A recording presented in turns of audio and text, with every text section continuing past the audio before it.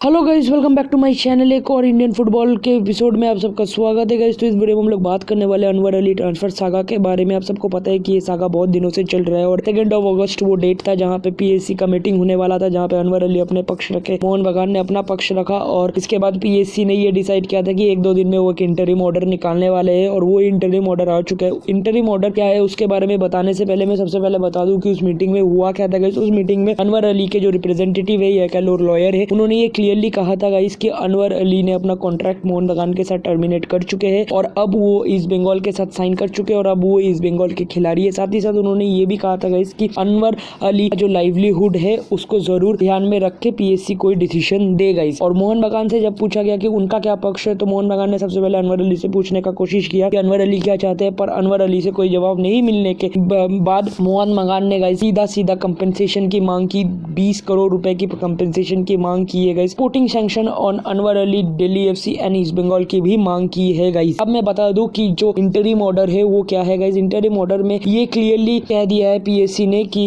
मोहन बगान को ऑर्डर कर दिया है गाइस कि मोहन बगान को एनओसी देना पड़ेगा अनवर अली को। उसके 2 रीजन से, एक जो रिप्रेजेंटेटिव अनवर अली के रिप्रेजेंटेटिव ने कहा था कि अनवर अली की जो लाइवलीहुड है उसको ध्यान में रख के पीएससी डिसीजन ले, एक वो है गाइस। दूसरा जो सबसे इंपॉर्टेंट एस्पेक्ट है कि इंडिया का जो लेबर लॉ है वो ये कहता है गाइस कि आप किसी भी वर्कर को अपने अंडर फोर्सफुली काम नहीं करवा सकते। इन दिस केस मोहन बगान फोर्सफुली अनवर अली को अपने टीम में नहीं खिला सकती अनटिल अनलेस अनवर अली खुद से खेलना चाहे तो, और ऐसा करंटली नहीं है गाइस। तो इसीलिए मोहन बगान को एनओसी देना पड़ेगा अनवर अली को और उसके बाद अनवर अली किसी भी क्लब में साइन कर सकते हैं। और इसका जो दूसरा इंपॉर्टेंट पार्ट है इस ऑर्डर का वो है कि अनवर अली को जो चाहिए था एनओसी वो तो उनको मिल गया, लेकिन एट व्हाट कॉस्ट, उसका क्या कॉस्ट है, उसका क्या कीमत है वो गाइस सबसे पहले मैं बता दूं। उसके कीमत पे आने से पहले मैं बता दूं जो दूसरा पार्ट है इस ऑर्डर का, वहां पे उन्होंने पीएससी ने क्लियरली ये घोषित कर दिया गया इसकी जो अनवर अली का यूनिलैटरल टर्मिनेशन हुआ था मोहन बगान के साथ वो अनजस्ट कॉज के ऊपर हुआ था, यानी जो टर्मिनेशन हुआ था वो इलीगली हुआ था गाइस। और इसके वजह से मोहन बगान को कंपेंसेशन तो मिलने वाला है गाइस। अब वो कंपेंसेशन कितना होगा वो आने वाला जो हियरिंग होगा वहां पे पता चलेगा, जिसके लिए मोहन बगान को 5 दिन का टाइम दिया गया है, जहाँ पे मोहन बगान को अपना रिस्पॉन्स जमा करना पड़ेगा। यहाँ पे वो बताएंगे कि वो जो 20 करोड़ रुपए की कंपेंसेशन एंड जो स्पोर्टिंग सैंक्शन 3 पार्टीज के ऊपर मांग कर रही है वो किस बेसिस पे मांग कर रही है। इस रिस्पांस को सुनने के बाद ही पीएससी कोई डिसीजन लेगा गाइस। साथ ही साथ पीएससी ने ईस्ट बंगाल और दिल्ली एफसी को भी 5 दिन का टाइम दिया है कि उनका क्या टेक है, उनका क्या स्टैंड पॉइंट है इन दिस सीन। अगर मान लो कि ईस्ट बंगाल और दिल्ली एफसी को ये लगता है कि उन्हें कोई कंपेंसेशन देना जरूरी नहीं है, तो ऐसा क्यों लगता है उनको, ये बताने के लिए कहा गया है गाइस। अब यहाँ पे 2 चीज हो सकती है। एक तो ईस्ट बंगाल का जो रिस्पॉन्स होगा वहाँ पे कह देगा गाइस कि हमें जो बताया गया था कि अनवर अली एक फ्री प्लेयर है और हम उसी हिसाब से अनवर अली की साइनिंग करवाया था। देखो गाइस, क्योंकि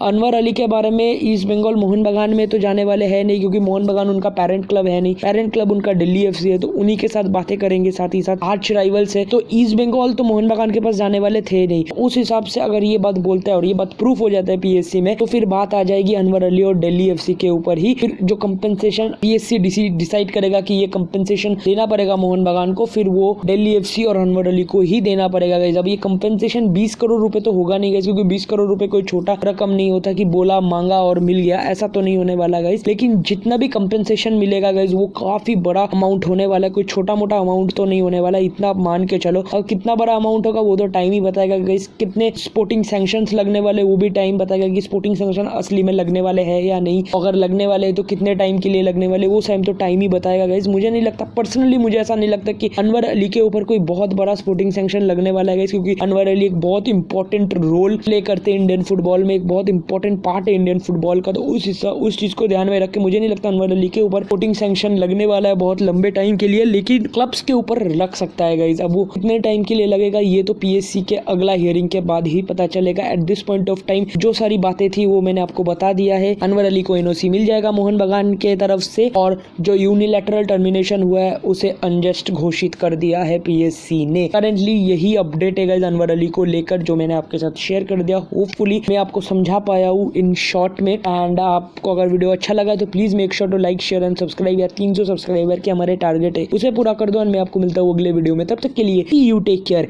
एंड बाय बाय।